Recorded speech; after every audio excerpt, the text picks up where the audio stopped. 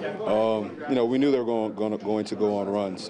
Kyle and DeMar did a tremendous job offensively and defensively, communicating, gaining stops, finishing plays with rebounds. But like I said, we knew they were going to go on runs, but we just had to figure out a way to withstand those runs and just come back more physical. And I thought we did that greatly down the stretch. Obviously, when LeBron is the primary defender on anybody, especially like he was on DeMar today, he can't really roam around, play free safety like he likes to.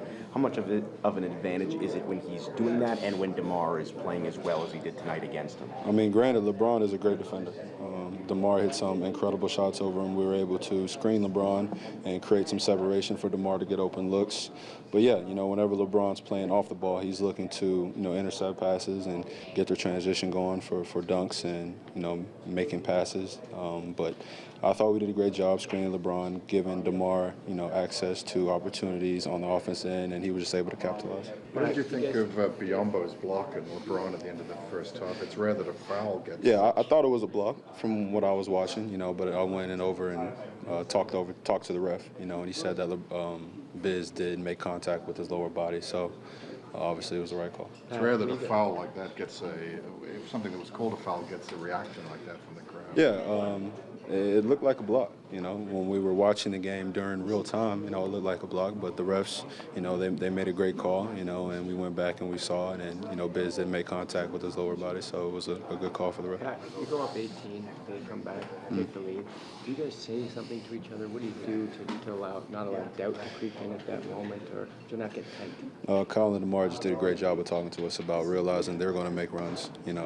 This game is going to be a game of runs, but at the end of the day, it's who can make the best run and withstand the opposing team's punch. And they did a great job of running plays for themselves and for the rest of the team, getting us all involved and setting screens for them and capitalizing on the offensive end. And when we needed to get stops down the stretch, we were able to get stops. But it was just no one, put their heads down. Everyone was focused. Everyone was still enjoying the moment and realizing that we have to fight and continue to push back.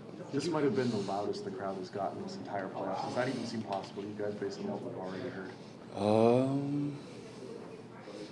No. No. I feel like the crowd can get louder every single time. I feel like it can be louder next home game. Every single fan can stand up and yell. Even little babies can yell.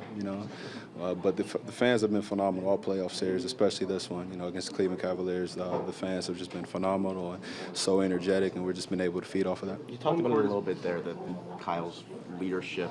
There was a play in the third quarter. He hits a big shot. A timeout is called. That looked almost like he was waving guys off, saying, "Don't celebrate." We were excited. We were happy. I think we were making a good run, and Kyle got a great look, and he was able to knock it down. And we were excited. We were happy, but Kyle just was cool, composed, and just realizing the game isn't over.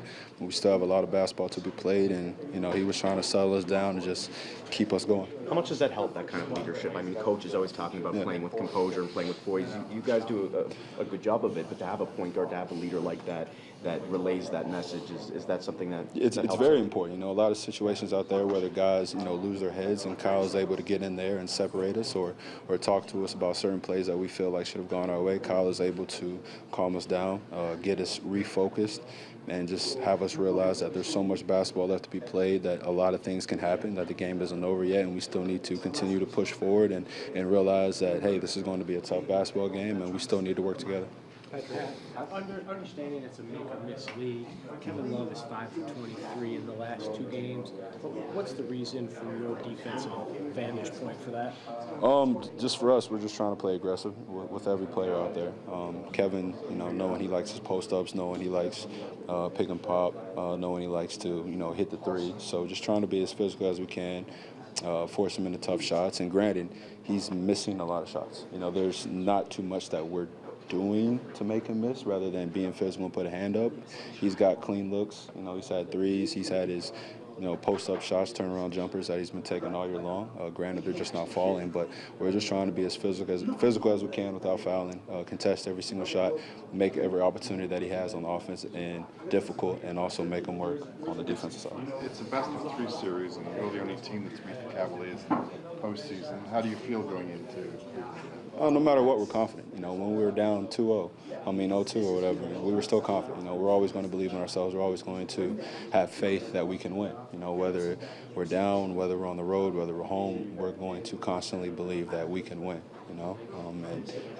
We feel happy. You know, of course, we just won tonight. So to say we're not happy is a lie, but we're still hungry. You know, we understand we have to get this win in Cleveland. You know, whatever it takes is going to be a tough physical battle out there.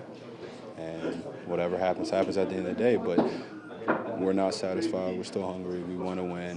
No one's content with what we've done so far. Yes, we've won 2 games, but we still want to keep pushing.